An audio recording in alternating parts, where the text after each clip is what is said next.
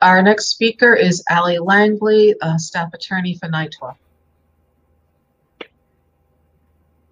Good morning. My name is Allie Langley. I'm a staff attorney for the New York Taxi Workers Alliance.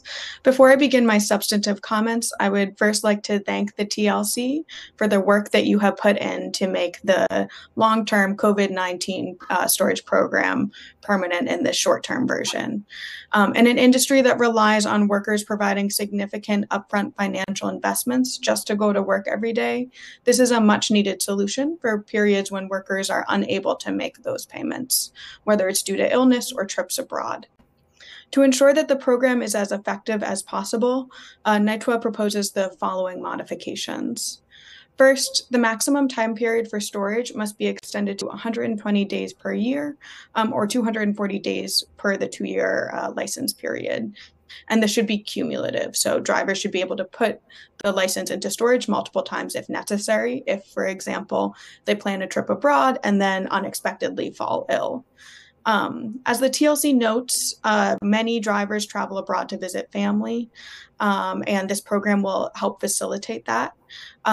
Because the cost of international travel is so high, many drivers go for a couple months at a time. So extending the time period of the storage program will give drivers more flexibility and will allow for them to stay abroad for a little bit longer once they are able to save for the cost of an international plane ticket.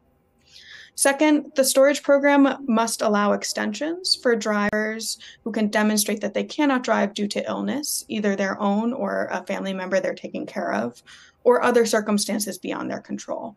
For example, we've recently seen that due to supply chain issues, drivers are unable to get parts they need for maintenance or repairs in order to pass inspection. This standard for extensions would align the storage program with the statutorily mandated exceptions for the non-use license revocations, and would also give drivers who are caretakers for family members with illness additional cushion. Finally, just as it addresses waiving TLC requirements for insurance and inspection during the storage period, the TLC should ensure that the rule clearly addresses the tolling of the 60-day non-use timeline.